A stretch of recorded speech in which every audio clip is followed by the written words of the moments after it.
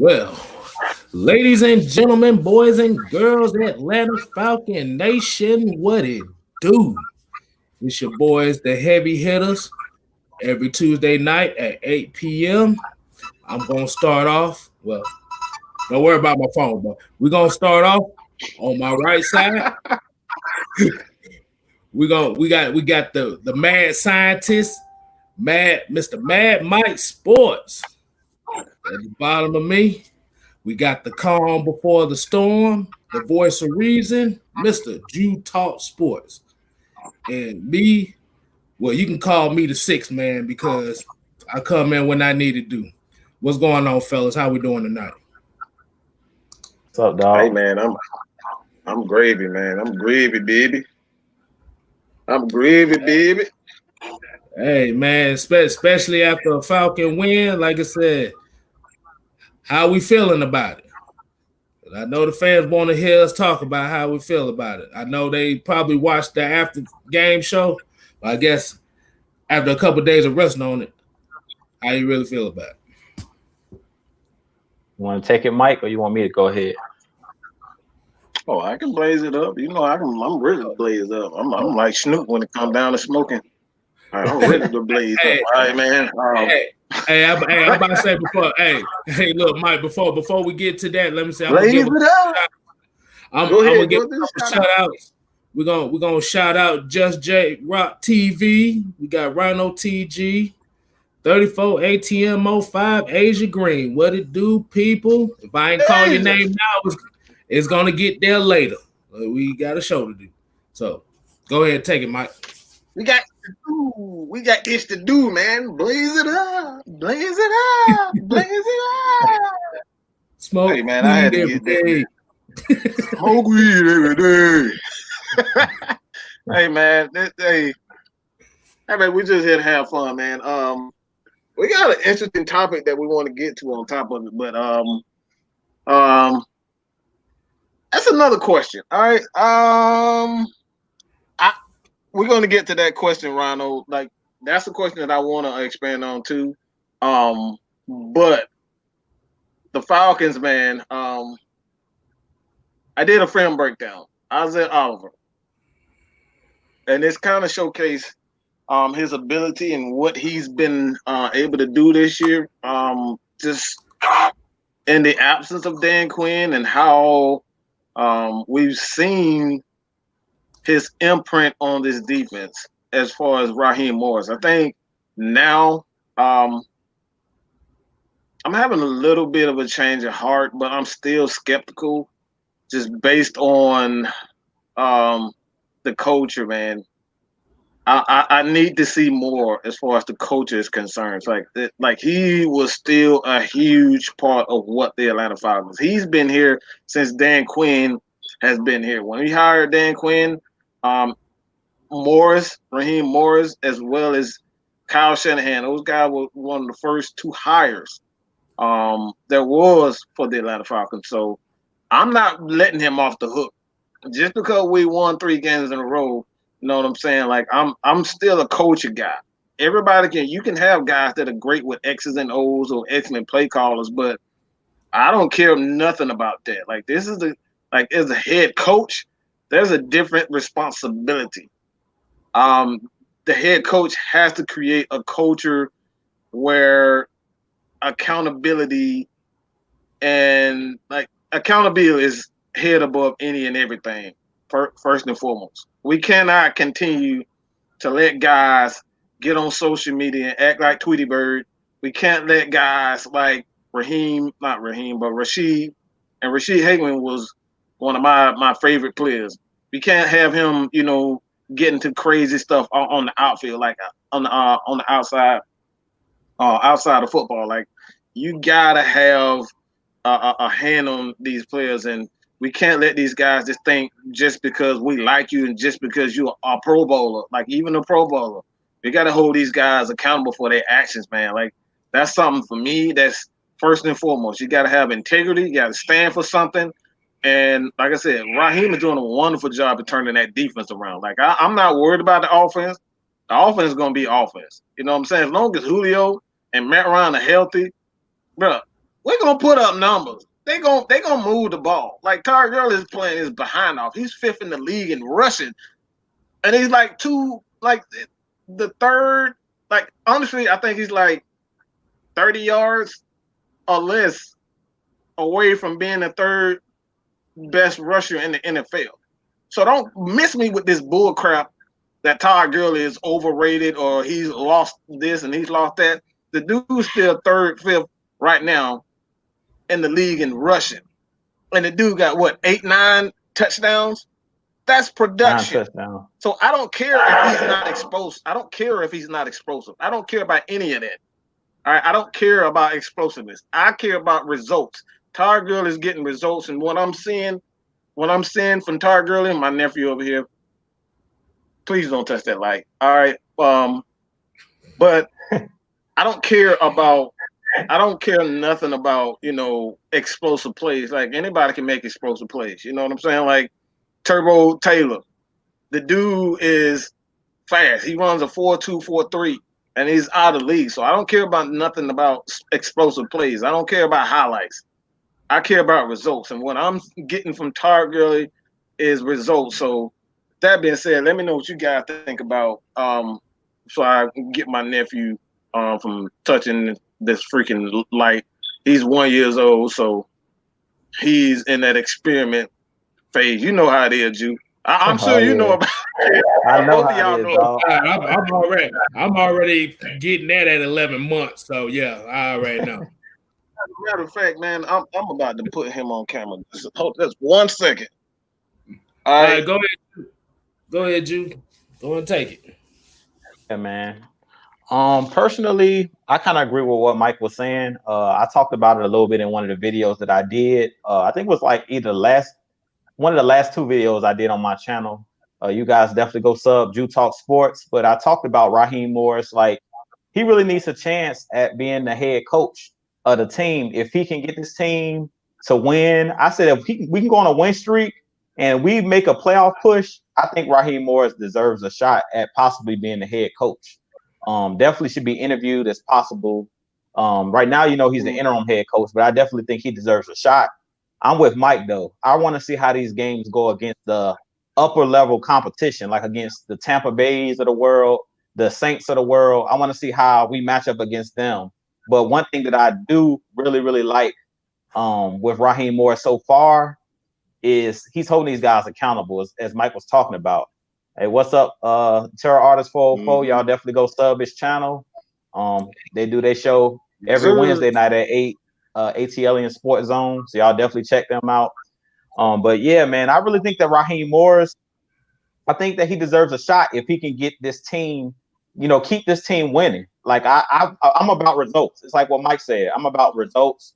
I really don't. At first, I was on the same train as Mike was on. It's like we need to clean house, get rid of everybody. Because really, I didn't believe this team was going to turn it around the way they're doing. Like, I figured because this same regime kind of was here with DQ, and I thought they were drinking that DQ Kool-Aid, where they all wanted to play that soft zone and stuff like that. But really, they're making DQ look bad because now that DQ is gone, it's like now they're blitzing. They're doing all these new blitz packages. It's like, where was all of this stuff when DQ was here? So it really like, yeah. So I'm like, now that DQ's gone, DQ is really looking bad now because it's like, it seems like everything that we were doing was DQ, and it looks like DQ, his ego, like he got an ego.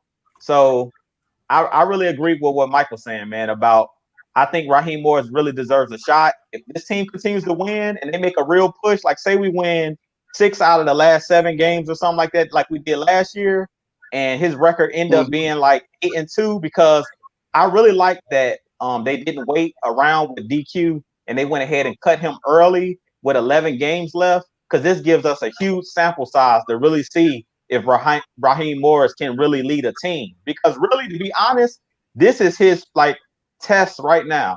They're really trying to see what he can do over 11 game stretch. So if he go like a 8-2 or something like that over an 11 game period, you got to get this man a shot. Like, that's how I personally feel about it. You got to give him a shot, because this dude proved that 8-2 is not no fluke, especially with the schedule we got. We got Kansas City coming up.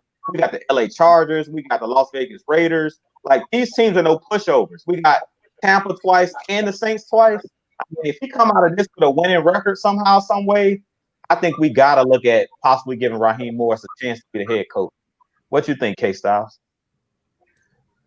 Well, yeah, like I said, these stretch of games right here, like I said, you look at the beginning of the season and the teams that they played, it was okay, cool. But like I said, the meat and potatoes of your schedule is now. Mm-hmm. Like I said, you got 2 games against Drew Brees and the Saints. You got 2 games against Tom Brady. You got Patrick Mahomes. Like I said, you have all the test. The test is now. And I think the only way that Raheem Morris will keep his job is if they at least get close to that playoff spot.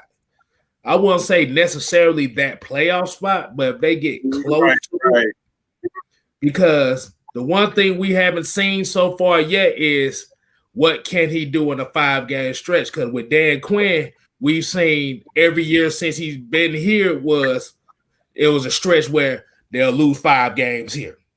They'll win 3, lose 2. Next year, 6-game losing streak. The year after that, 7-game losing streak. Year after that, 6-game losing streak. And I think that's where Arthur Blank kind of got tired of it, because it's like, I can understand you losing 2 games here, 2 games there, but if you consistently losing 5, 6 games every year, and it's just looking like, well, y'all not making the adjustments. Dan Quinn, like I said, is making him look bad because his pedigree is the Legion of Boom. That's what he got hired for, because he had the Legion of Boom. And it just made him look bad. And Thomas Dimitrov didn't make it no better because these 2 guys weren't drafting the right players. Because at the end of the day, the head coach and the GM has to be on the same accord. If they're not on the same accord on what the type of players they want to bring in here, you have a GM that wants to be offensive minded, and you have a coach that want to be defensive minded. It's gonna clash, and that's what it looked like. Because remember, with Dan Quinn, we only had 2 winning seasons in 6 years. That is crazy, especially the way they were talking about Dan Quinn. So yeah, Raheem Morris, if he could put a good stretch of games here to where it'd be at least competitive.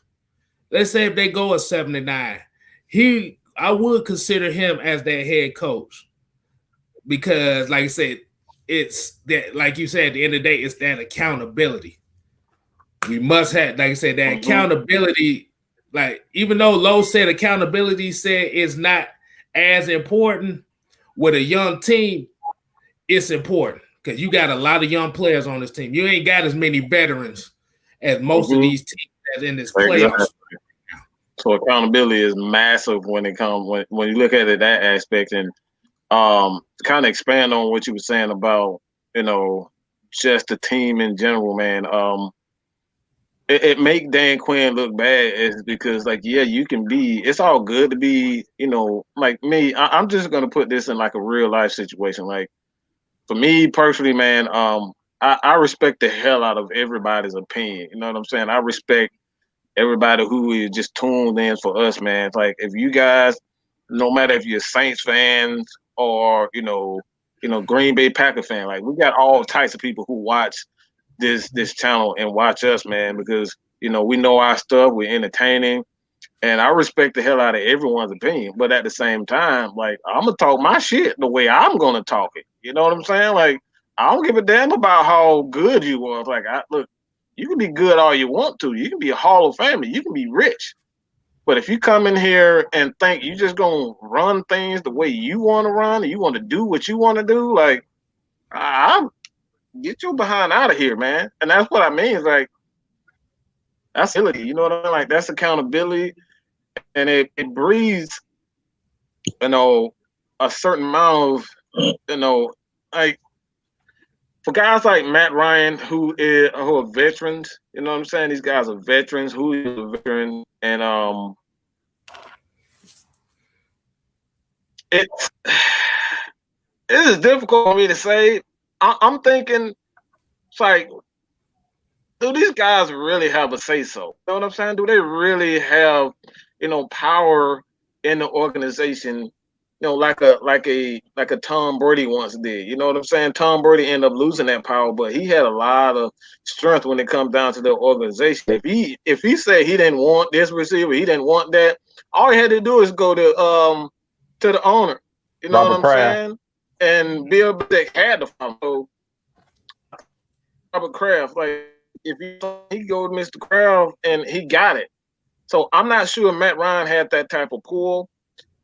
So for me personally, if Matt Ryan and Julio Jones don't have that pull, man, we really need Raheem to step up and say, guess what? Like we're not going to stand for nonsense. We're not going to stand for guys half-assing it on the field. Like I said, I'm still debating whether or not to just do the attack video. I might just move on from it because like it's old news. There's no need to even go back on there unless he comes back and want to bash the team after they done let him go. That's the only reason. That's the only way that I might go back. But for the most part, man, you got to stand for something, man. You got to stand for something. And for a guy like Raheem Morris, like this, look, bro, I'm real about mine. I'm gonna say what I'm gonna say, and even if I have a change of heart, I'm gonna be real about it. I'm gonna say, you know what, man, I'm having second guesses about not, making Raheem Morris the head coach. I'm second guessing because he's doing a very good job with the defense. You can't deny it. Like I said, I just put out a video with Isaiah Oliver. Isaiah Oliver is playing so much more aggressive, so much better right now. AJ Terrell's looking he's looking like a future Pro Bowler. He's looking great. John Commit is playing his behind off. This is what he's doing with these young kids. So how can you deny it? We real about it, bro. Like that's just honesty. Like this is what we want. We want results. I don't care how you get it. I want results, and that's what we're seeing with Raheem Morris. So you can't deny whether or not he deserves a shot based on what we've seen so far. It has to continue. It's all about consistency, what you guys were saying. Hey, Drew, I want you to get this one right here. J Rock TV said, "Do you agree that Old Rich has utilized our linebackers to their full potential? Yeah, Better man. than Dan Quinn." Yeah, I definitely do. I feel like Jeff Albrecht, whoever's coming up with the defensive schemes, whether it's Jeff Albrecht by himself, whether it's him and Raheem Morris, both of those guys collaborating, I think where they're doing a better job, Foye Oluokun come off the edge, where they're doing a good job is they're using the Foye Oluokun's physicality. Like I think that's the biggest thing that people is noticing with a Foye Oluokun is his physicality. Like a lot of people are like, he's playing a lot better than Deion Jones. I think Deion Jones is being Deion Jones. The difference between the Foye Oluokun and Deion Jones is not as physical. Man, Foye Oluokun is physical. You see how he ran through the running back who was trying to block him when he was on his way to the quarterback? He basically just ran through that running back and got to the quarterback. Like a Foye Oluokun is like, I refuse to be denied. Like he played like one of them old school linebackers. Like he come downhill. He's not trying to go around you. He's going through people on those double A gap blitzes. He's doing a good job of using those violent hands, as Coach Lowe always talks about, where he split the defenders and came right up the gut with a sack. I feel like they're doing a lot of different things, and they're using these guys in different ways. As we always talked about. They're not using these guys in just one position. And I feel like that was Dan Quinn's biggest problem.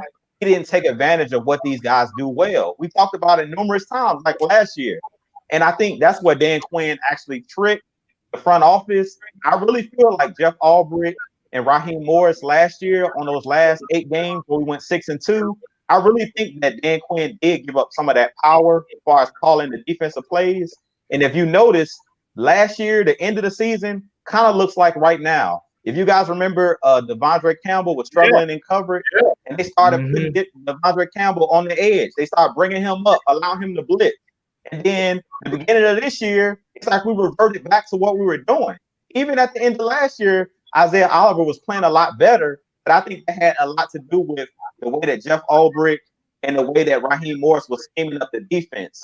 And I also talked about in my video, KStlyz, that I did on my channel that I really feel like if, say, Raheem Morris does go on a stretch where they win a couple games and they decide to make him the head coach, I do think that if they tell him that he can pick like his coaching staff and he don't have to keep everybody on this staff, I do think that he's going to keep Jeff Ulbrich as his defensive coordinator.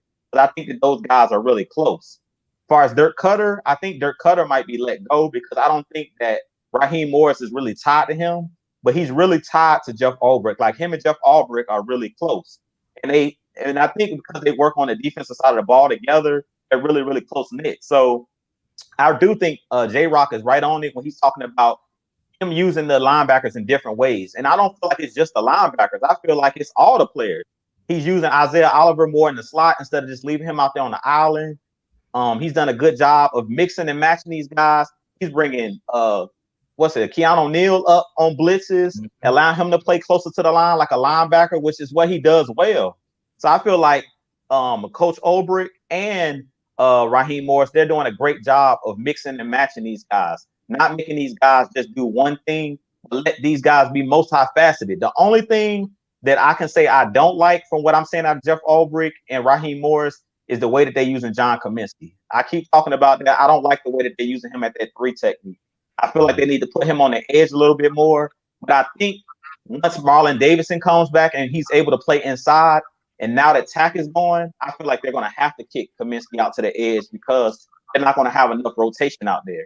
So I just hope that the only flip-flop I need to see, I need them to move Alan Bailey off the edge and put him inside, and I need them to stop putting Grady Jarrett out there on the edge because everybody knows Grady Jarrett doesn't have those long arms and stuff like that to keep the tackles off him. He's good in short area quickness where he can use that swim move and he can get in the backfield. So you want him as closest to the quarterback as possible. He's your impact player. Don't have him out on the edge because he can't make that impact, especially against Drew Brees and Tom Brady later on in this season where those guys like to sit in the pocket. You want that rush coming from the middle. If you guys remember last year when we played the Saints in that second game, we were putting our blitzers on the inside. We were putting AC, Adrian Claiborne, Grady Jarrett, even Vic Beasley. They brought him on some stunts, and we kept pressuring up the middle because Drew Brees and Tom Brady, they like to step up in the pocket. So you gotta press the middle. Don't put Grady Jarrett out on the edge because he can't affect the middle of the pocket. We want to push that pocket because Drew Brees, we all know he's short. He can't throw over those hands, and he wants to get that ball out quick. So we need those guys on the inside. Put John Cominsky, he's 6'5", 280 with long arms. Like put him on the outside where he can use his speed and use that strength and use that athleticism. Stop putting Grady out there and stop putting Alan Bailey out there. They don't have the speed to get around the edge. Put somebody out there that's more athletic. And that's pretty much all I got to say. What you think about it, Mike? I forgot what we were talking about, man. Oh, I'm about to say, hey, look, I'm about to say before we get the mic. Ulbrich. You're talking about Ulbrich. That's what you're talking about, right? Yeah, that's right, Jeff Ulbrich. Yeah, I'm about to say before we get the mic, I want to get on this one by Jeremy Humphreys. He was talking about they should have traded Mack and got some picks, and Oliver and Sheffield is trash. I don't necessarily agree with that. Only reason why is Matt Hennessy is not ready yet.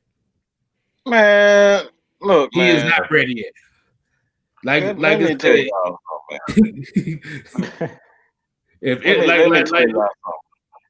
go ahead, man. I'm about to blaze this bitch up like Snoop. Hey, go ahead. Hey, look, I'm about to say I'll light it up for you right quick. Like I said, Hennessy is not ready yet.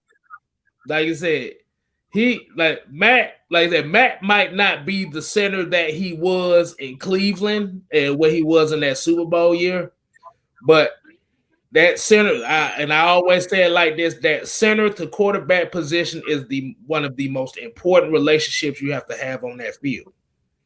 Now, if you trade Mack and got some picks and you throw Hennessy in there, Hennessy and Matt Ryan don't have that rapport like that. Hennessy can't make the calls on the line. And if you have a veteran quarterback that's like this, that's not really a mobile quarterback with a center that can't make calls, you finna get Matt Ryan's ass lit up out there. Because that center has to see the same thing the quarterback does. And as far as Isaiah Oliver and Sheffield is trash, I wouldn't exactly say it's trash. Mike has said this plenty of times, and I agree with him on this part. The only reason why these corners are really getting burnt like that is because you don't have the athleticism in the safety position to really help them. Because Ricardo Allen, like I said, Ricardo Allen, as much as I like Ricardo Allen, he was a feel-good story on Hard Knocks. Like I said, he doesn't have the necessary foot speed to really cover all four spots in the secondary, all four zones. He can only be retained in one zone. If he has to try to cover three zones, you might as well get him the powder toast on that. We ain't even went to that part yet. But like I said, Isaiah Oliver as a slot corner, nickel corner is good because he doesn't have to worry about just having safety help on the top. He got linebackers helping him cover. So he can basically be who he was in Colorado, basically physical, man-to-man, whatever. Like you said, he's a cover two corner. And that slot corner, and like I said, that slot corner is a real tough position to cover, especially if you ain't got no help. Because we ain't got no Deion Sanders out here. And like I said, I give shit to Sheffield too, but like I said, at the end of the day, your corners is only as good as your safeties. And I'll pass it on to Mike. Go ahead, Mike. I don't want to cut you off. I'm gonna just say this, man. Y'all got to stop coming up and he's trash without explanations on why they trash. You know what I'm saying? Like that's just empty words. You know what I'm saying? You can't give anything other than he's just trash. Why is he trash? Are you looking at the safety player? Are you looking at the linebackers? Are we getting consistent pressure? Are we scoring enough points in the fourth quarter to kind of help these guys play the right like the right schemes, like we seen with Dirk Cutter in the fourth quarter. The dude, we up it was like 30 13. I think it was like 30-10 or 30-13 in the beginning of the end of the third quarter, beginning of the fourth quarter. Instead of this dude actually running the ball, guess what he does? Yeah, he passes the ball. This is the same thing that lost us the Super Bowl. This is why I get pissed off every time we see the fourth quarter come. We go doing the exact same thing that got us lost to begin with. The exact same stuff. You know what I'm saying? So we gotta don't continue to say that someone sucks and you're not giving the reason why. I've said this open there. I just did a film breakdown with Isaiah Oliver. Isaiah Oliver plays exactly. He playing the role that Brian Poole played in that slot position. The Falcons slot position, what they do, they play a lot of zone. They play a lot of zone. They play a lot of man. They use their corners to tackle well. That's why you brought in an AJ Terrell. AJ Terrell is a big physical corner with athleticism. That's the same thing for Kenneth Sheffield. Kenneth Sheffield is a big physical corner. Yeah, he runs a 4-3, but he is more physical than he is athletic. You know what I'm saying? As far as his football is concerned, as far as his skill set and football is concerned, he's not a guy that, who's going to guard someone like a Wes Welker. These guys who are quick, fast, and get out of breaks fast. That's not his strength. So what you do as a defensive coordinator, you play these guys in ways so they can be physical. Isaiah Oliver, again, go check out the film breakdown. The guy was attacking. When you put him in positions where he just has to think fast and he doesn't have to worry about a guy behind him, he's a much better corner. He can tackle. I know you guys saw a couple of plays during the game where he's tackling running backs. This dude tackling tight ends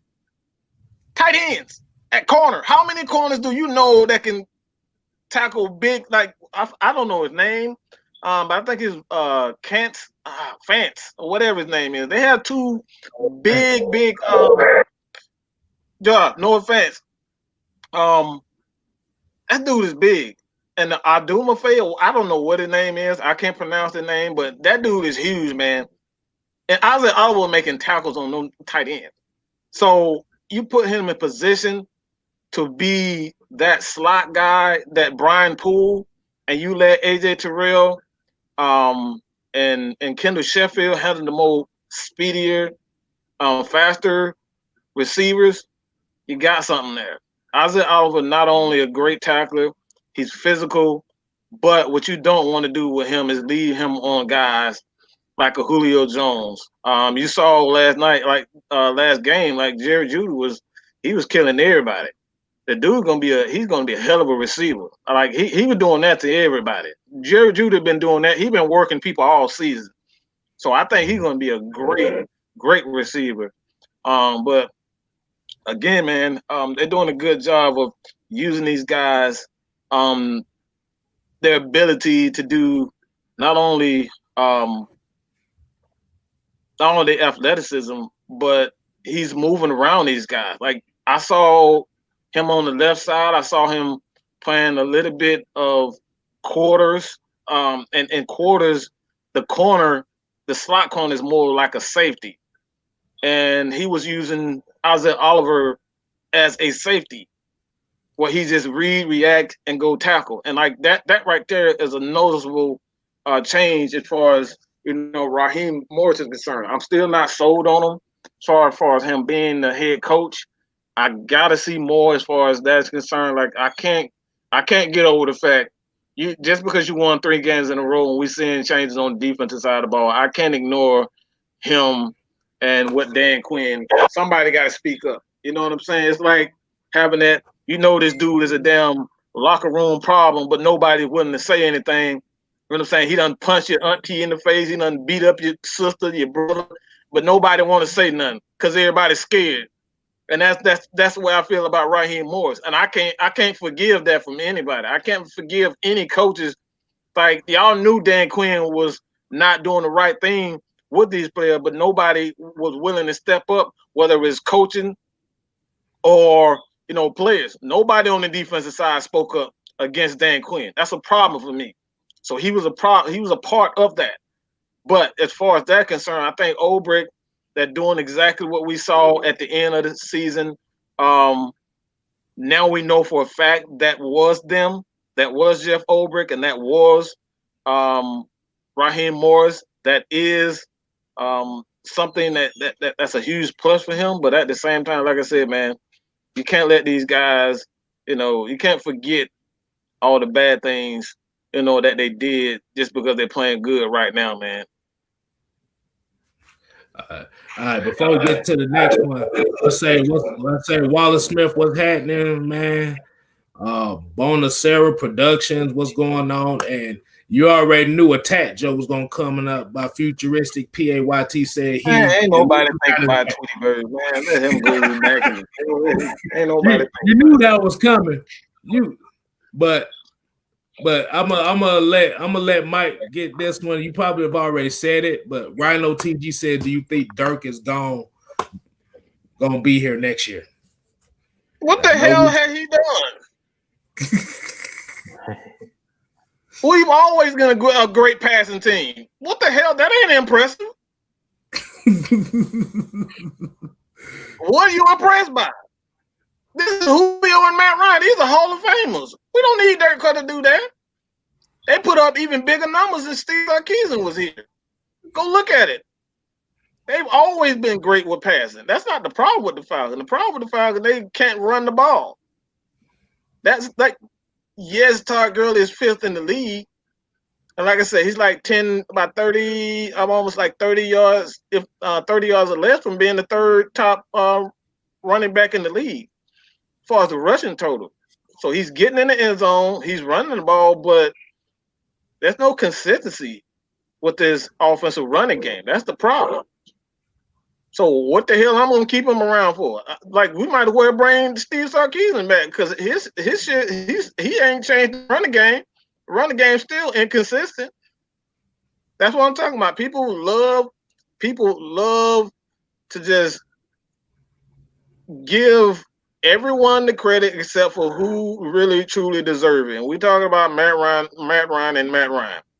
The kid's looking like a damn future Pro Bowl receiver because of Matt Ryan getting these guys ready, Julio Jones getting these guys ready, and they balling their behinds off. Did y'all see that bum like this? They've been saying this dude got a noodle arm. Every time they say that, this dude just keep putting up numbers. He keep breaking records. He just tied Peyton Manning, okay, for the most completions in 13 years. Okay, just tied him. Nobody in the league, nobody in the history of the game has ever done that. But everybody want to get Dirk Cutter. Oh, we need to bring Dirk Cutter. Why? He was doing this before Dirk Cutter. That ain't impressive. So hell no, we don't need to. What we gonna bring Dirk Cutter back? I'd rather have Steve KStlyz. To be honest, at least we know he gonna run a damn tall sweep instead of all them damn draws. Hey, Drew, I want you to take this. I'm about to say, Anthony Wright, what's going on, man? How you doing?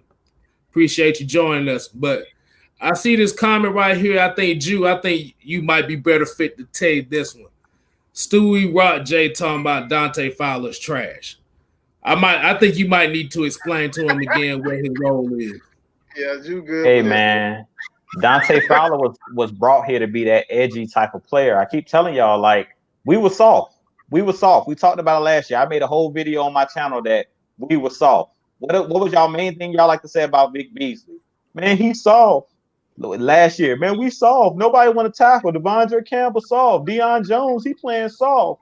You know, that's what everybody was saying last year. When Keanu Neal left, and we didn't have that guy back there, that intimidator. You guys know that Keanu Neal was hurt. And last year, we didn't have no guy back there that put fear in people's heart. Dante Fowler was brought here to be that type of guy. He's that guy that plays with that edge. He's that guy that's going to come down, like Mike made a video talking about it. He's going to play the run first, and then he's going to rush the passer. We had too many guys on this team, like Tat McKinley, like I said, that wouldn't set the edge. He would run right past the running back on the toss and run straight at the quarterback on an option play. Like he going to get a sack, streaming right past his assignment. Well, Dante Fowler, how many times we've seen already this year, 2 splash plays on 4th and goal, what Dante Fowler do? Crash down and hit Wolverine, as I call him, hit AP in the backfield, blow him up on the 1 yard line. Then he come downhill against the Vikings, knock the kid Madison out. Like, that's what Dante Fowler does. He's that guy that plays with that edge. And you seen against the Panthers, tripping Teddy Bridgewater on that play. Dante Fowler's that guy where he gonna do whatever it takes, dog. I don't agree with playing dirty. Like when you seen Charles Harris hit Teddy Bridgewater late on the ground, but I do believe we want these guys to fear us. And that's how Dante Fowler plays. He plays like, I'm gonna do whatever it takes. If I gotta knock your head off, that's what I'm gonna do. But I want to intimidate you. In football, that's a part of football, being intimidated. I mean, they're trying to take that out of the game. You see with Keanu Neal, he's that same type of player. He's an edgy player. Like, if you come across the middle, I'm going to hit you. And believe it or not, even if you get tossed, they tossed that yellow flag out there. Trust me, that receiver that went across the field, I think it was KJ Hamler that went across the field on Sunday and got blasted by Keanu Neal. Trust me, next time he come through the hole, he's going to be tiptoeing. He going to think about that hit, dog. I'm telling you, he ain't going to stretch all the way out because guys don't like taking them hits. Like, it's one thing to be like, well, I'm going to get the flag. But it's another thing to be like, I might get a concussion. I might not be able to play next week because this dude will knock me out and possibly knock his teammate out. I know y'all seen him hit Kendall Sheffield. I think it was 2 weeks ago. I think it was trying to hit that man knocked him out. Knocked him out of the game, bro. Exactly. So that's what we're looking for, man. We need edgy players. We need players that's going to make you fear them. We enough of these choir boys on this team. When you play defense, Ray Lewis was not a choir boy. He was one of them dudes, I'm going to hit you. Terrell Suggs, I'm going to hit you. Ed Reed, I'm going to knock your head off. Like, them guys were like, if you come across here, I'm going to hit you and think about a flag later. And that's how you have to play the game. You got to play right up to that line. You don't necessarily need to cross the line, but you need to toe that line. Play right up to the line. Play through the echoes of the whistle. And that's what I like about Dante Fowler. He's one of them guys, he going to give you everything he got every single play. And sometimes he going to cross the line. like that play against Teddy Bridgewater, because he clearly tried to clip him. But the reason he did that is because the guy was holding him. He had no way of getting to Teddy Bridgewater. He was going to take off for a first down. And he said, hey, look, before he get this first down, I'm going to clip him. It was not the right play, but he was like, hey, look, I want him thinking about something. I want him thinking about if he try to get a first down, this dude might do something to me. And it might not be legal, but he going to do something. Like, he's not going to sit around and just wait. And Ndamukong Suh. And Ndamukong Suh. That's a Ndamukong Suh. Everybody fears Suh. Because they know it might get stepped on or something. Like he gonna do something. But when you play football, I talk about it all the time. When you play football, you gotta be a little bit crazy in the head. That was the reason why I didn't play football. Because I was like, to play football and get your clock cleaned a bunch of times, you gotta be a little crazy. You gotta be a little crazy, dog, especially to play defense, to play linebacker. Oh, we talked to Chris Draft. Y'all remember Chris Draft talking about you gotta be ready and you gotta be a little bit crazy to meet that running back in the hole. And he was playing against guys like Eddie George, big dudes. But when they come through the hole, hey, look, you're gonna feel it just as much as they feel it. Mike Allstott, them big guys, when they come through the hole, you're gonna feel it, dog. So you better come with everything you got. We talked to Keenan Forney. He was another one talking about, man, when I would come through and try to block somebody, man, I felt like my shoulder got knocked out of place. Like, you gotta be a little bit crazy, dog, to play football. That's what I'm saying. So, like, Dante Fowler is one of them guys where sometimes he gonna go over the edge. But them the type of players you need on your team, man. You need those players that's a little bit crazy, a little bit edgy, and you like to have those guys on your side. Trust me. It's a reason why JPP got about 6 or 7 sacks, because he got Ndamukong Suh next to him, and Ndamukong Suh is one of them dirty, kind of crazy players that, like he said, he gonna step on you if you under the pile. He gonna step on your hand. He gonna do that kind of stuff. He gonna try to hit your quarterback late and get a roughing the passer, and it's not gonna care about it. He gonna try to knock your quarterback out the game. That's a part of the game, man. It's a reason why the Saints were putting bounties on people's head. Like, football is a crazy sport. You never know. It's some players out there literally trying to hurt people.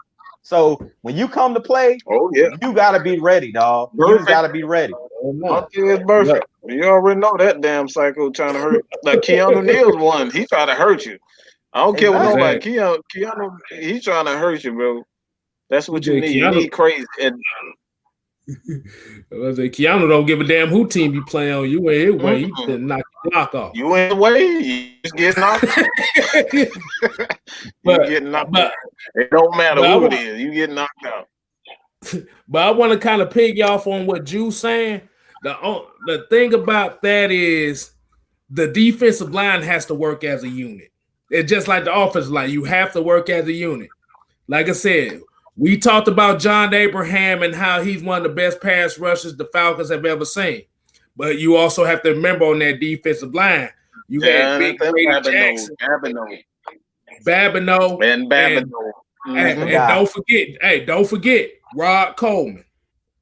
Yeah, Rod Coleman. We talk about how great Grady Jarrett is. Rod Coleman was the same exact type of guy. He was a little bigger. He just had a knee injury. He had a knee injury that kind of halted his progress, though. Yeah, your defense, like I said, so Fowler, you may say Fowler's getting overpaid for his position, but in actuality, he's actually getting paid less than what most of his position would be. Because if you look at a lot of the pass rushers in the NFL right now, remember, Joey Bosa just got a $170-something million contract as a 3-4 defensive end. Remember, years ago, J.J. Watt was really one of the first $120 million guys. And the way that this league is now, with it being a passing league, these defensive ends, you really can't afford to pay them that kind of salary. So you got to get them as much as bargain as you can, because there's too many pass rushers coming out of every draft every year. And it also hurt him at the fact that he had to deal with Tat McKinley's ass, who wasn't busting his ass on the whole game. Because what y'all say is Fowler sets it up, McKinley was supposed to clean it up. And like it works as a unit. Exactly. So Fowler might not be getting the sack numbers that everybody want, but like I said, the plays that don't show up on the stat sheets are the ones that they get paid for. Can you occupy extra offensive linemen to help your other guys get sacks? Can you hold outside contain? So you can bounce the run inside and let your big guys eat. Those plays are the ones that don't show up on the stat sheet, but those are the ones that are just as important as a sack. Now, sacks look good when you're trying to get that contract, but for your team to be, like I said, that's why the 2000 Ravens was so dominant. That's why the 2002 Buccaneers were so dominant. You had guys that, may not have had the big sack numbers like you thought. Like I said, you had Simeon Rice in Tampa Bay, but they worked well as a unit. Yeah. Hey, I'll take unity over individual stats because at the end of the day, defense win championship, and you can't win a championship with just one defensive lineman getting 15 plus sacks. We seen that with Vic Beasley. It didn't work. Oh, I want to get on this one, like this one right here. Like, I think this is a good one.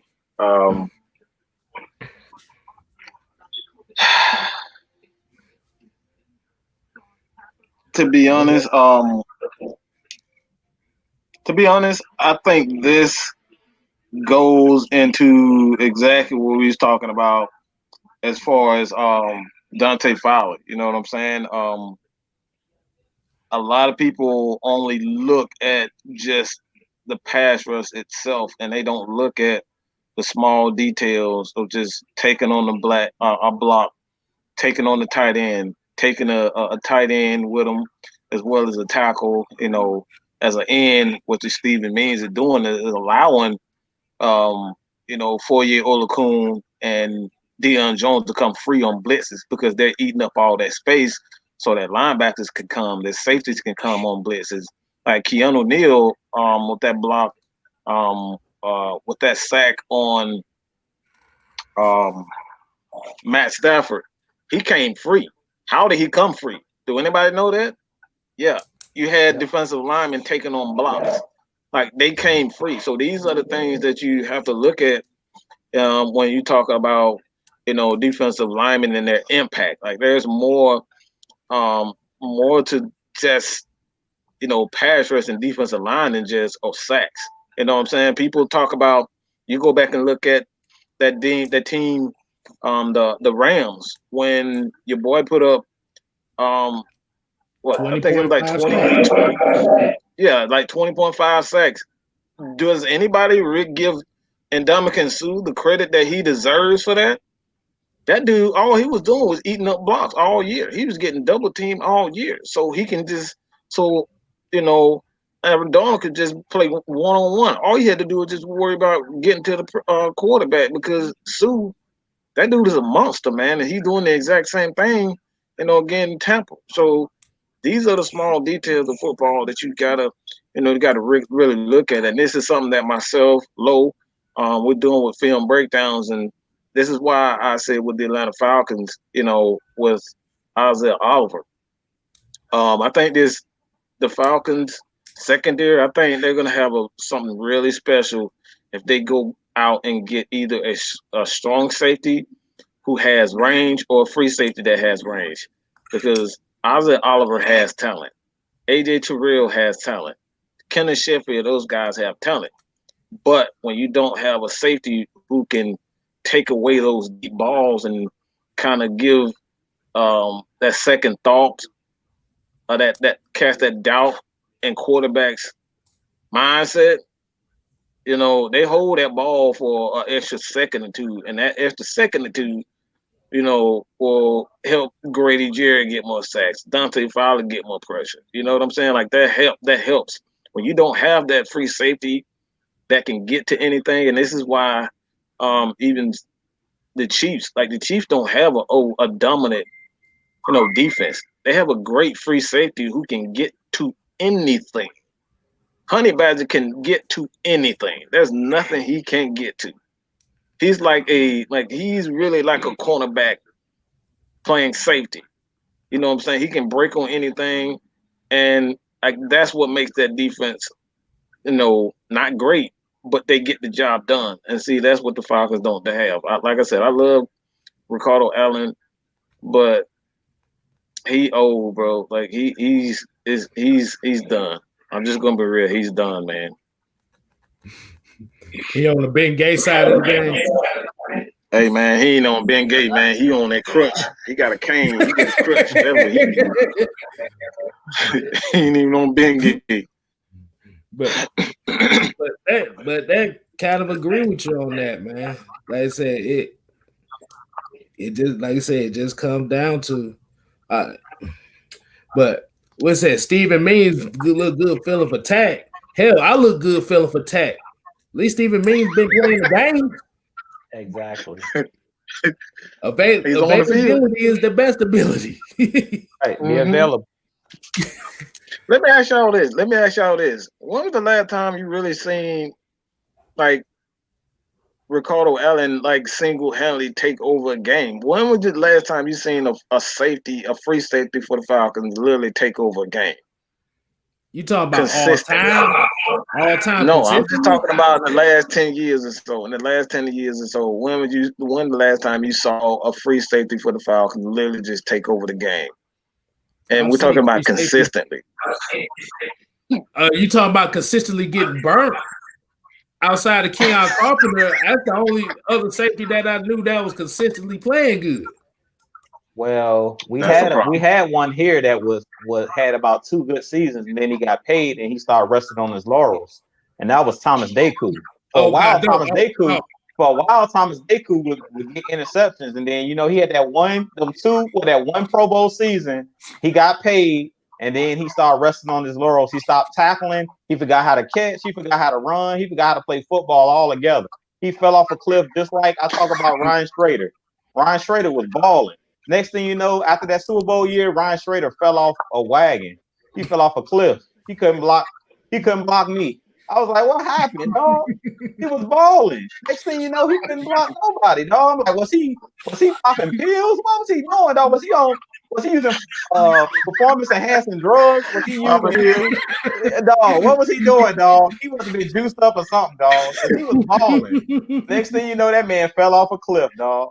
I don't know what happened to Ryan Schrader. The same thing with Thomas Deku. When we had Thomas Deku and we had the Missouri Hammer back there with him, William Moore, them dudes were playing well together for a little while until Thomas Deku got paid. Then that dude started slumming. William Moore, he just started having injuries. But Thomas Deku, I don't know what happened to him, dog. He had one season where he had like 7 or 8 interceptions. It was almost like the Monte Casey situation. Remember that one year DeMonte Casey led the league in interceptions, tip interceptions, and all of that? Mm-hmm. Next thing you know, he couldn't play. Same thing with Thomas Deku, dog. He was one of them guys. He could take the ball away. Next thing you know, he got that big contract, and he couldn't live up to it. Oh, so I would say that was the last guy I thought it was, a playmaker. Bruh. See now you setting up something serious here. Because Thomas Deku is right there at the peerless price. Names do not need to be mentioned. And because you said that, he will get the all-time. There you go. All-time. Powder Toast Award. I had to give you a layup, man. I had to set it up for you, dog. Hey, it was only right. We appreciate the alley-oop, bud, because Thomas Deku, I don't know. I think he was trying to model back there. Because I don't know if y'all remember that picture he had back there with that little gay ass pose he did. Oh man, don't even talk about that. Don't. No. I don't want to go there, dancing. But that dude right there be dancing and posing, dancing, and whatever he called. I don't know what he was doing. Like he got, like you said, he got paid, and he's just like, okay, that's it. I got paid. Got that big contract. That's all I was playing for. I'm good. Shoot, he got burnt so much you thought he was dancing on the sun. That's how bad he got burnt. And William Moore, like I said, I like Willie Moore, but like I said, that's the same thing we say about Keanu now, as far as he gave you the big pop.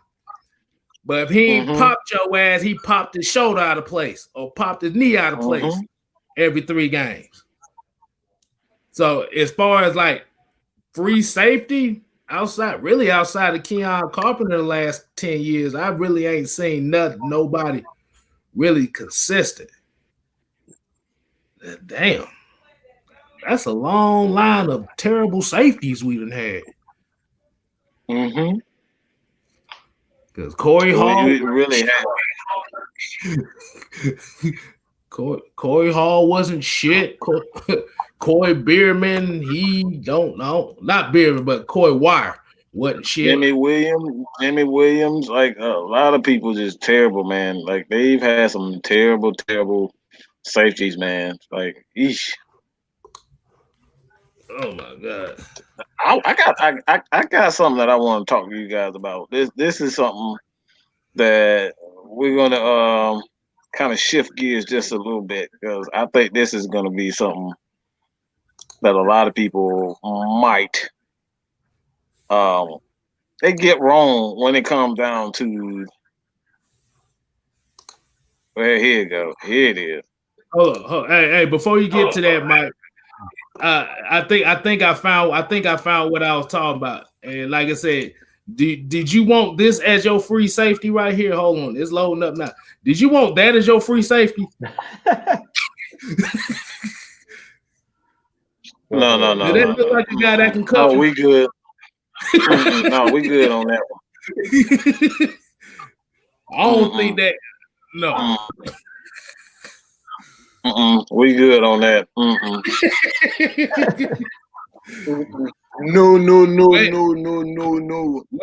William Amy, that was Thomas Day cool with that shit right there. But go ahead, Mike. Do what you do. What you about to say? But that's it, man. We're talking about because, man, now you got that picture stuck in my head, man. Hey, man. I don't know what that was, dog. But this is something that I wanted to talk about, man, because a lot of people don't understand what arm talent means. We're talking about the top 5 quarterbacks. It doesn't have to be top 5; it can be the top 3. But I want to give you guys thoughts on what arm talent means. Arm talent. We're just talking about arm talent. Let's discuss the arm talent. What does that mean in your opinion, man? Who's gonna take it first? Y'all want me to go first? Oh, I'm about to say I'll take it first. Go ahead. Arm talent is basically it's not how far you can throw the ball. It's not about how fast you can throw the ball. Like I said, it's pretty much can you hit all 9 routes accurately. What they say, the hardest throw in football is the throws between the numbers and the sideline. Those throws right there make you money. Like you said that throwing down the field makes you money. I personally think that those sideline throws, like I said, if you can hit a out or a corner route with accuracy and anticipation without a receiver breaking stride, that's arm talent. Because it, like I said, we look at quarterbacks like, okay, we can look at big arm quarterbacks like, okay, right now you have Patrick Mahomes right now. We can go back and look at Joe Flacco, Jamarcus Russell, Carson Palmer. These guys could throw the deep ball like a bug. Ryan Leaf could throw. I got a good one for y'all. Big time. Jay Cutler. And everybody talk about Jay Cutler. Jay Cutler with his I want to sit out a playoff game because my pinky toe got swollen.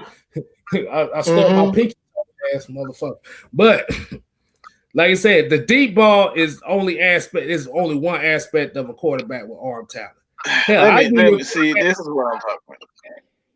Oh my God! This comment right here is exactly what I'm talking about. Like that's not what arm talent is. That's arm strength. Okay, arm strength. That's not arm talent. Okay, arm talent is the ability, like you said, to hit all 9 routes. What good is being able to throw the ball with zip on and you not accurate? Like you can throw. I've seen Jay Cutler throw ball straight into the ground, completely missing the whole target. I know you guys have seen Cam Newton. Cam Newton, he steps back, throw the ball, and you're an Auburn fan. You know this. I've seen Cam Newton throw the ball to a receiver, and it's like 20 feet over his head. But he can throw the ball with power and strength. That's not arm talent. Mm-hmm. That's strength. And like and that's what people get. That's what people get it messed up. We're talking about the ability to throw not only with power, but power and accuracy, power and anticipation. You know what I'm saying? And there's only a handful of quarterbacks in the league that have that ability. Aaron Rodgers is one. John Elway definitely is one because before he got to the Denver Broncos, like he was considered a bust. You got Peyton Manning, Aaron Rodgers, who can throw almost any and everything. Warren Moon, a lot of people don't know Warren Moon. Warren Moon could throw any and everything. Like this dude had a cannon. He can throw with anticipation. And Dan Marino, Joe Montana. Like these guys could throw every route. Mm-hmm. And don't tell me that Tom Brady can throw every route because we've seen what he's done. Even in his prime, he couldn't make certain throws. That's the reason why he was around like a sixth round, seventh round pick. You know what I'm saying? Because he lacked the arm talent. Talking about arm talent, Tom Brady is one of the most accurate quarterbacks of all time. But when it comes down to throwing every route, he couldn't throw certain sideline. Like only certain quarterbacks can throw the ball on the run and accurately, like Matt Ryan did. Like Matt Ryan threw a frozen rope, man. You see it all the time. This dude throws a running, like he's running to the right, he's running to the left, and he'll just throw, a dagger, to either Julio. Oh, I know you guys remember that throw not only to Roddy White, but Michael Jenkins, where they caught the ball on the sideline. Like, ain't too many quarterbacks can throw that make that throw and it's accurate. Like that right there is arm talent. So what are you guys like? Who are you guys top three? I know I should say it's top five, but give me your top three, man, as far as your quarterback is concerned. Before I give you my top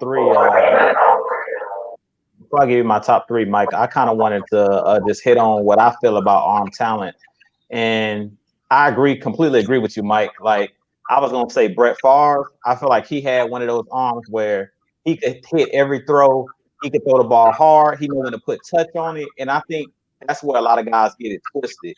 Like, I'm a big fan of Michael Vick, but the problem with Vick is everything was a bullet. If you watch Lamar Jackson play, he plays the same way. It's like take a little bit of mustard off that football. Like Lamar Jackson, if he throws everything like a bullet, he could be like out to the running back in the flats and he'll throw a bullet. It's like everything don't have to be 100-mile-an-hour speed. You're not a pitcher, you're a quarterback. Sometimes if you're trying to throw it out to the fullback, that his hands is not the same as like a wide receiver. So just loft it out there to him. Like you ain't gotta, bomb it. Like you don't have to throw a bullet every single time. And I think that's what Matt Ryan understands. Like when he's on the ball, when he threw that ball when he was rolling out, and Zacchaeus broke off his route and ran up the field, he threw a ball against his body. He knows when to put some touch on it. You know what I'm saying? When to throw it with some mustard. And I think that's the biggest issue with some of these quarterbacks, like a Jay Cutler. He was another one. Cam Newton, like you were talking about. They don't understand. My bad. If I see somebody say Russell Wilson one more time, I swear I'm a ban y'all from this fucking channel. If y'all say Russell Wilson one more time, like this dude doesn't have arm talent, okay? He's mobile. He's able to make certain throws. He got 8 interceptions on the season, okay? 8. So think about it. My bad, Jude. But I'm tired of saying Russell. Nah, you good, man. But that's basically what I'm saying. Like you gotta have guys that knows how to put touch on the ball, but also can throw the deep ball, can make all the throws throwing out to the sideline, like I talked about. Brett Favre, Peyton Manning, You named all the greats, even Jim Kelly. A lot of people don't remember Jim Kelly with the Buffalo Bills. To play up in Buffalo and to throw that ball in the wintertime, like you got to be able to sometimes put some mustard on that ball because it snows a lot in Buffalo, New York. It gets cold around playoff time. Those guys made 4 straight Super Bowls, and he had to be able to put that ball on a dime. And they were not running the ball like they were a throwing team. They could run the ball with Thurman Thomas, but Andre Reed put up big numbers in that offense.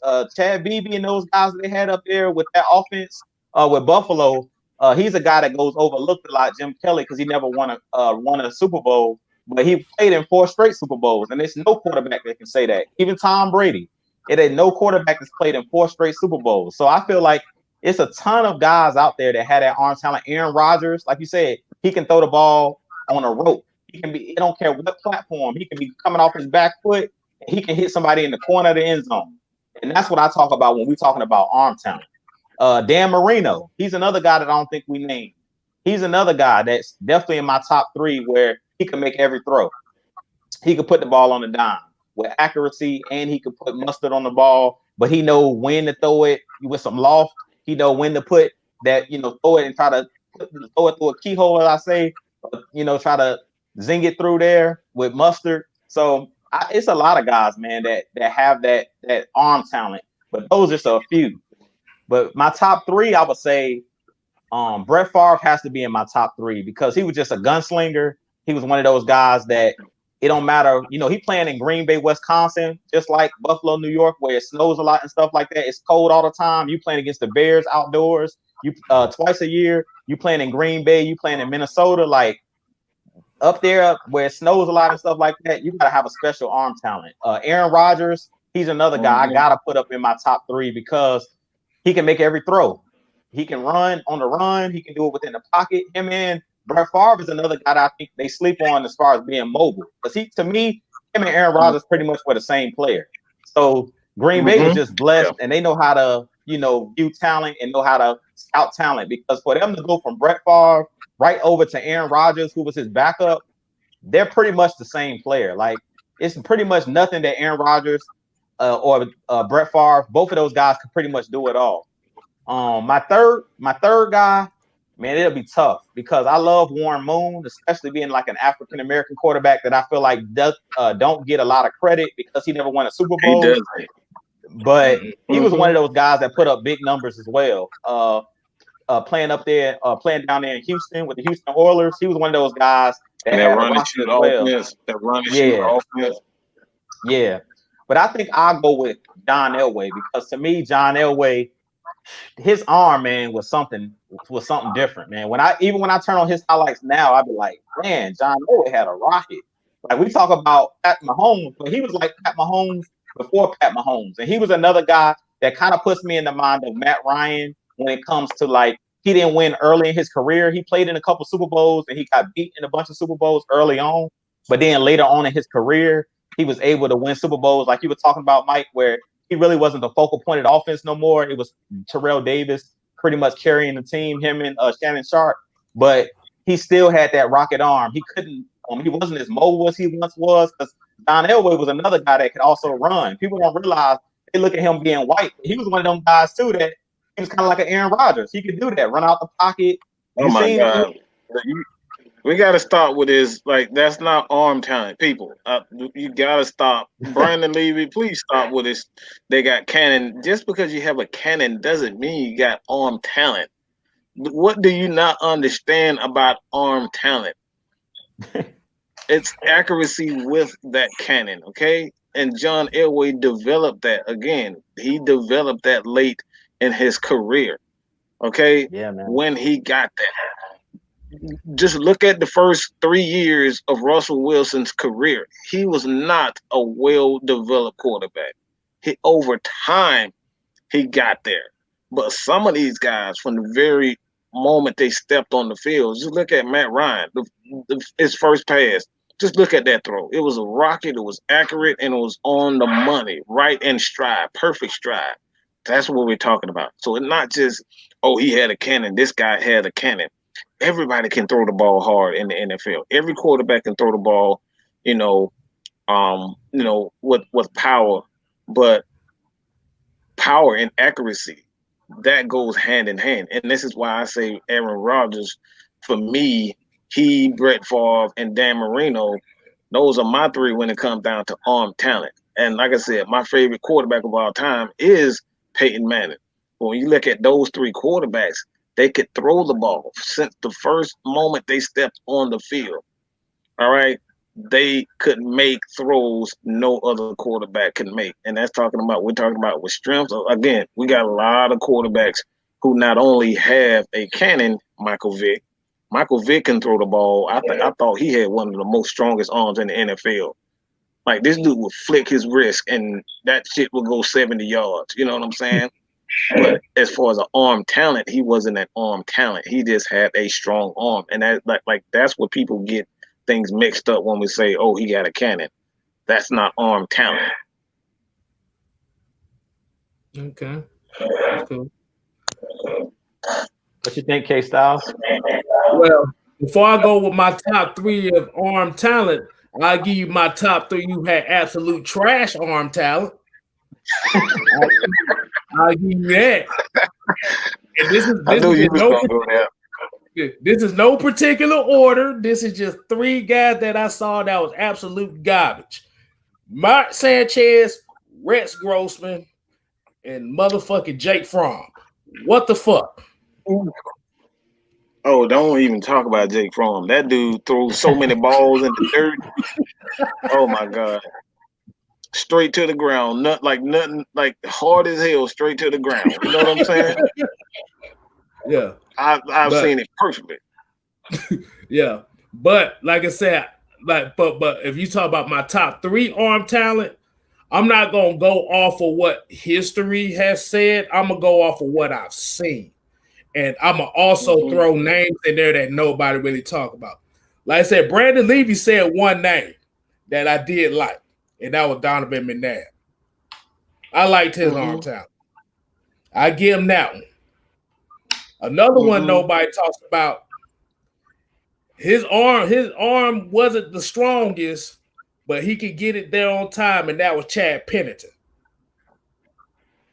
Yeah. Chad Pennington could get it done when you needed to.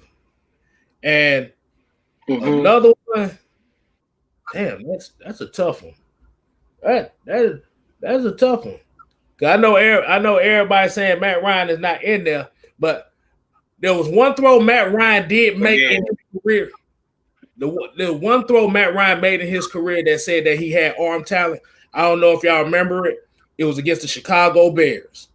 And he threw that ball from the end zone on the sideline with less than 10 seconds and got him in the field goal. Yeah.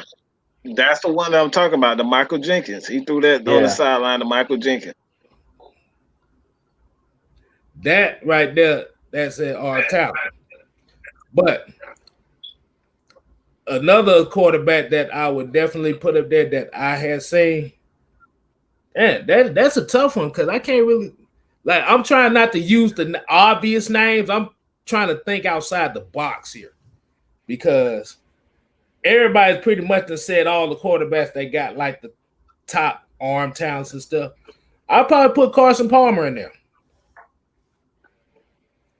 I'll put Carson Palmer in there. He can swing it.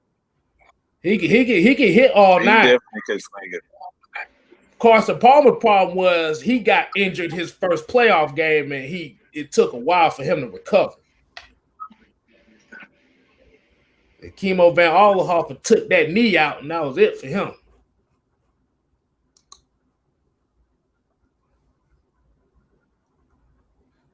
Oh God, Sports 789 through. I ain't want to throw that one there. That was too obvious.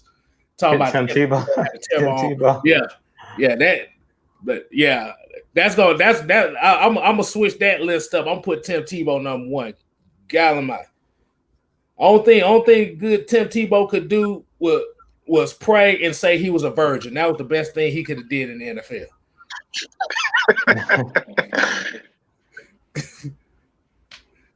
But yeah, like I said, And a lot of people might not agree with the Chad Pennington thing because, like I said, he didn't really have no. Nobody really watched.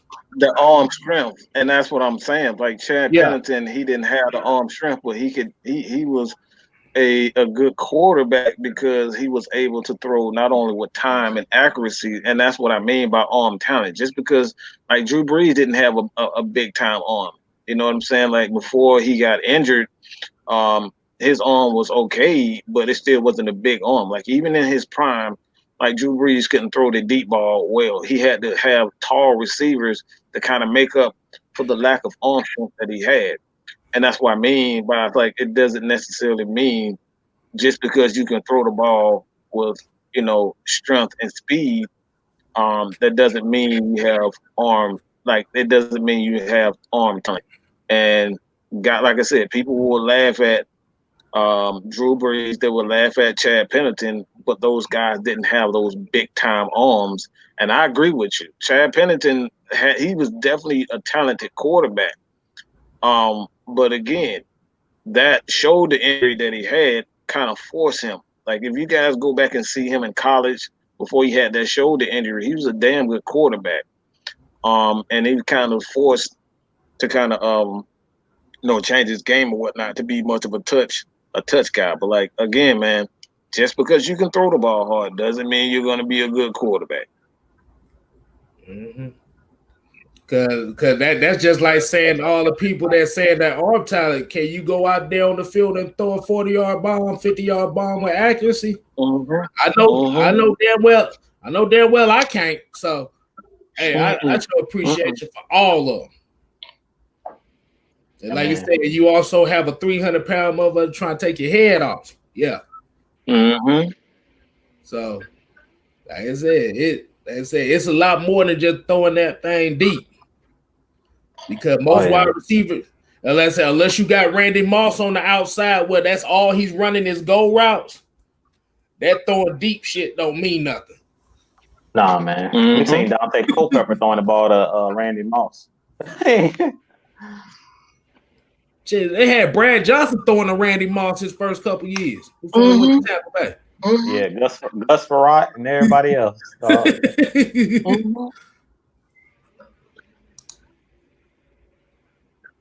Man. But that's like I said, man. I think people get things when they see somebody with a big time arm. They see somebody who can throw the ball far. It's like, oh, he got an arm. Like he's got arm talent. No, that's not arm talent.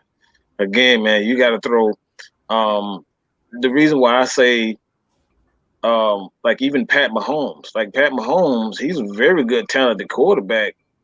But I wouldn't necessarily say he's has the greatest arm talent. Those still are some throws. Like go back and look at the Super Bowl. Like he was missing some easy throws. You know what I'm saying? Like you got to have the ability to not only make throws, but you got to understand. And I know I'm gonna get a lot of hate for even say Patrick Mahomes doesn't have great he doesn't have great arm talent. It's like of course he has arm talent. You know what I'm saying? But I wouldn't necessarily put him in the top 5 when it comes down to quarterback arm talents. Like the overall talent himself, I don't think we've ever seen a quarterback like Patrick Mahomes. Again, I'm gonna take that back because people have not seen Randall Cunningham play. If you're looking at Patrick Mahomes, you're looking at Randall Cunningham. Randall Cunningham could do any and everything. The dude was the standard when it came down to mobile quarterbacks. Everybody, you look at, like I said, I promise you, if you go look at Randall Cunningham's his highlights, go back and look at that Minnesota team with Randy Moss. Who was the architect of that? Mm-hmm. I'm just saying. Like, that man respect. That man was Patrick Mahomes before Patrick Mahomes even got into the league. You got to put respect on that man's name. He never get the respect that he do. Like he was making those same throws. So I love Patrick Mahomes, but you got to give respect to a lot of these guys. So you guys want to get to this 2-point, man? Oh, yeah, go ahead, man. Go ahead, Drew. You want to go ahead and start off, not the 1 point, but the 2 point. Two. Deuce. Dose. All right, so I want to thank everybody for tuning in as always on this bye week for our Atlanta Falcons. We went into the bye with a 2-game winning streak. But I do want to thank y'all for tuning in as always, commenting, supporting us here at AF Button. For everybody on this panel, AFN, we on our way to 1K. Do Talk Sports. Definitely go hit that subscribe button on my channel. I'm gonna have content coming for you guys daily. I'm trying to put out as much content as possible for you guys. Quality content. Like we said, here we bring y'all the hard-hitting facts. We don't give y'all just opinions, but we give y'all the facts, the true facts. So my 2-point conversion tonight, I really don't have too much. I'm just kind of glad the way, and I really don't like to get into politics, but I just want to kind of talk about the way that the election turned out, man. I'm happy that Kamala Harris made history, the first woman vice president. Like, look, we're seeing history right in front of our eyes, man. You know, and I usually don't like to get into politics and things of that nature, but I'm just glad that we're seeing change. We're seeing new things happening. And when you see change, it gives everybody hope. It gives everybody hope that we can turn this thing around, man. In the U.S., we all can come together. It changes what people say about the U.S.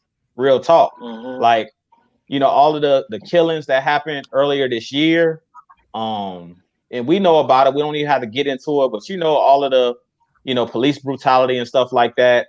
We seen the NBA in the bubble, and it seemed like everything that was done on the sports side of things, as far as politics and, you know, trying to stand up for right, it seems like it actually made an impact. You know how sometimes you see like the NFL that they have the names on the back of their helmet and they have all of this stuff in racism, in hate, love all these different, you know, different names and different quotes and stuff like that. We seen a couple years ago Colin Kaepernick take a kneel.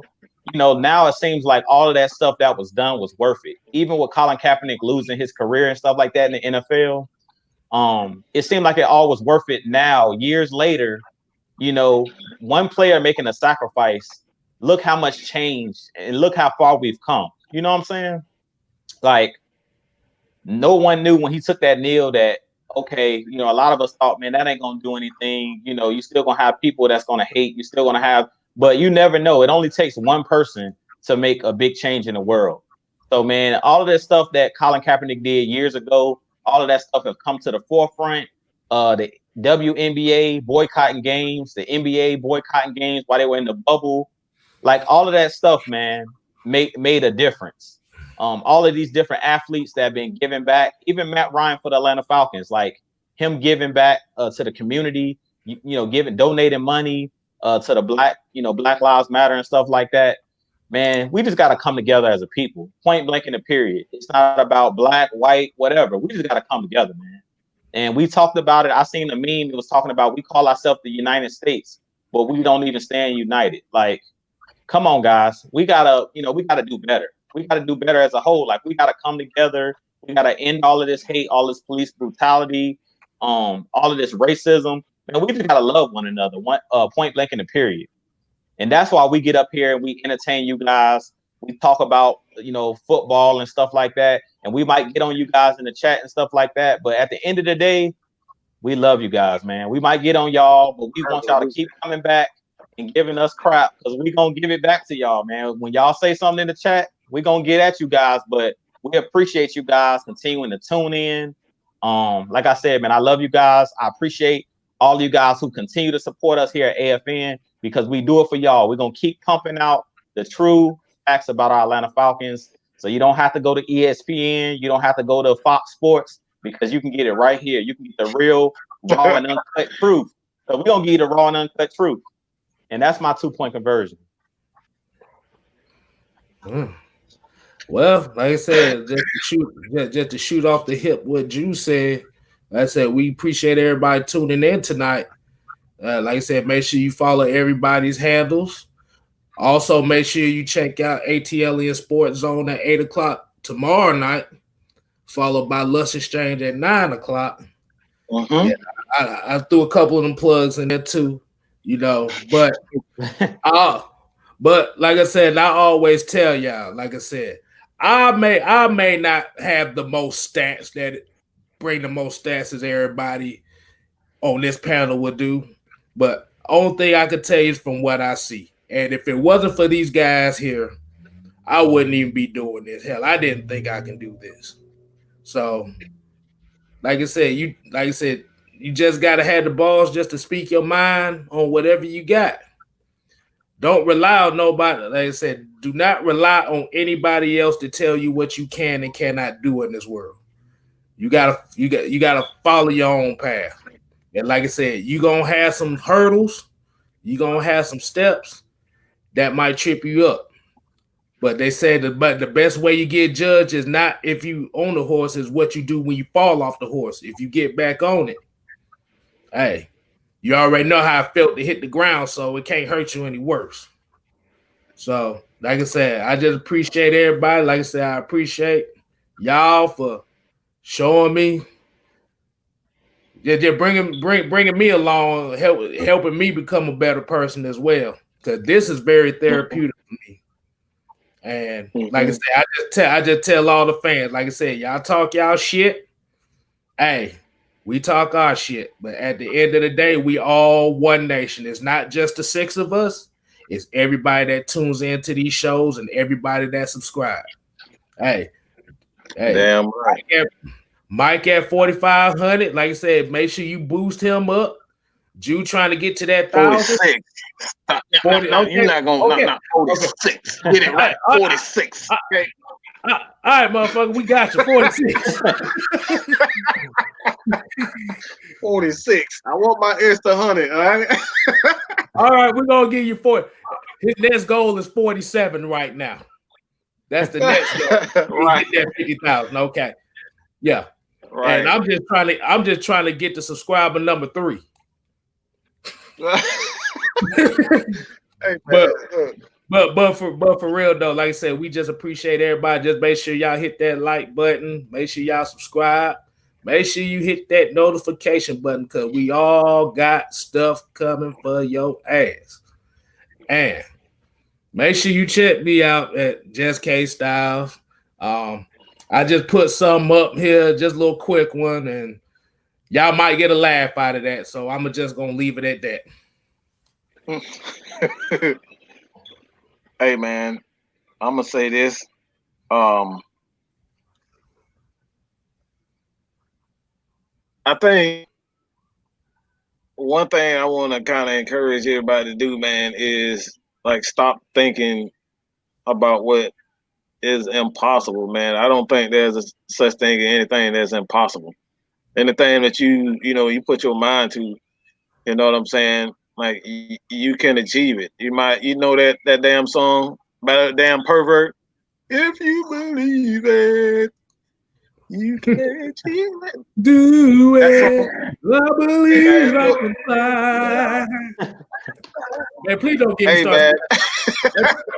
Let's bring it back. Let's bring back choir memories. They used to make us sing that song all day for a whole month. Hey man, but that's it, man. A lot of people like always told what can't happen. You know what I'm saying? Like people have little basic ass things they want to do. Oh, I want to get 100 subscribers. I just want to pay my rent today. You know what I'm saying? I don't want to. I just want to have my first apartment. Like, man, y'all got to stop thinking so fucking small. You know what I'm saying? Like, get out here and really dream, man. Write that shit down. Like, like truly write out your plan, what you want, what you're trying to be in 5 years, 10 years, 20 years. Like, write all that shit down, man. Like, people told me from the very beginning, you know what I'm saying? Like, my teachers told me I will never be shit, but here I am. You know what I'm saying? I'm here. I'm doing this.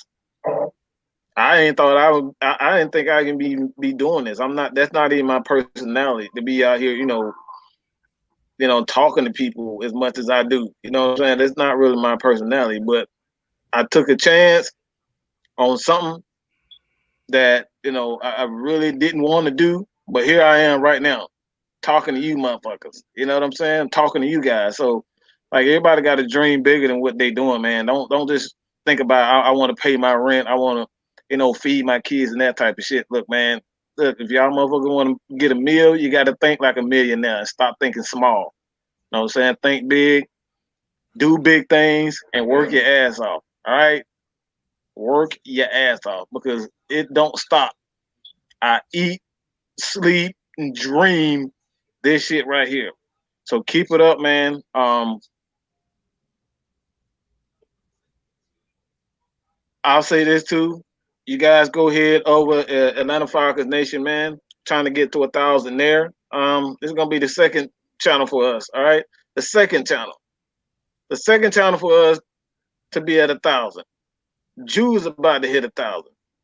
You know what I'm saying? Like everybody's really, like doing things that they never thought. Like Jew would tell you himself, like he didn't think he can be Jew. This not even his personality to be talking in front of people and shit like that. Like, like you never thought you'd be doing something like this. So never thought I'd be talking, having interviews with Jamal Anderson, Chris Drab, Chuck Smith. Like these guys I grew up watching on TV. You know what I'm saying? I'm interviewing these guys now. So like stop thinking small, man. Y'all gotta think bigger than what y'all do. With that being said, y'all ain't got to go, but you got to get the hell up out of here. All right. So with that being said, if anybody ain't got anything else to say, man, we gonna close it. We gonna end it. We ain't got nothing. We ain't got a game. So I don't know what the hell I'm gonna do. What you guys gonna do, man? Hey man, I'm scouting this weekend. This weekend we got to scout. We got to scout the opponents. We got I think the Tampa Bay Buccaneers, I think they playing the Panthers or something like that. So I think I'm gonna check that game out. I think they play at 1. And I don't know who the Saints playing, but we got to scout the teams we playing. Hopefully they catch an L before they see us. But if not, they're gonna catch an L when they see us. So hopefully we can just get healthy. I heard good news. Marlon Davidson coming back from what Raheem Morris is talking about. Hopefully we can kick John Cominsky out to the defensive end, let him do his thing like I was talking about. Y'all go check my video out. I just dropped a video today talking about Pat McKinley hit the road jack like Ray Charles. And come back, and I also talked about no more. You got it.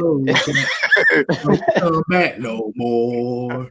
And then I talked about the update on Marlon Davidson getting ready to come back. They say he was battling a knee injury, but he's on his way back. So, Hey, look, man, the last 7 to 8 games, we got a chance. Look, I heard something today. I don't know if you guys heard it, but breaking news. Since y'all here with us, I'm gonna go ahead and break the news. I seen earlier they're talking about possibly voting on another playoff team this year. So I don't know what that's all about, but they're talking about an 8th team. So sneak peek, that might be a video that one of us drops here at AFN. So y'all keep y'all ears to the street. But I'm hearing that they might even add another wild card team because of coronavirus and all this stuff, and they trying to even out the playing field. So you never know. 8-8 might get you in the playoffs. So hey, that is give us more of a shot. You never know. More of a shot for us, more money in their pockets.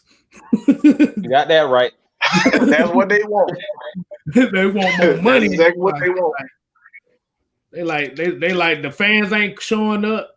This salary cap might go down. Shit, we finna take advantage of this. Cause boy, if that salary cap go down to 175 million like they think it's gonna be, it's gonna be a whole bunch of replacement teams going on up here. The Saints gonna be it. They're gonna have to move to San Antonio. Man. Shit, with them being that 225 million over the damn cap, boy, they gonna have to cut the whole. They only gonna have 20 players on their squad. They're gonna have to make Taysom Hill to start quarterback. We know we don't want to see that. you pay your backup quarterback $20 million. Shit, you better make him a starting quarterback. They're gonna have to, dog. But yeah, just like y'all said, like I said, this ain't nothing. Like I'm not really a talkative person myself. Y'all can't damn tell. This is not me at all. This is a whole. I usually don't like talking to people. I'll be honest with you. Before I did this, I don't really talk to nobody. Mm-hmm. Dave Brazil, I ain't hopping on no Madden. I ain't getting my head whooped by nobody in Madden. Hey, tell them that's Terror Artist 404. Y'all go hop on Tonyo page. You said that to Terror Artist 404. That's what he do. Mm-hmm. I sit here and talk shit.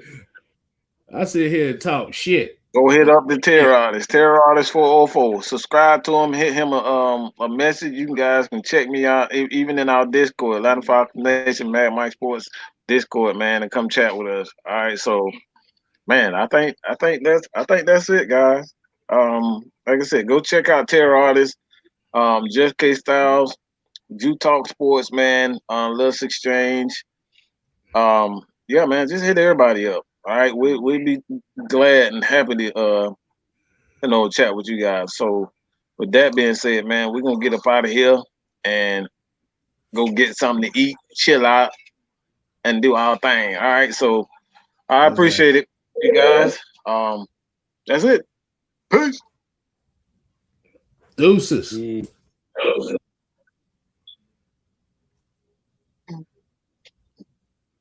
Do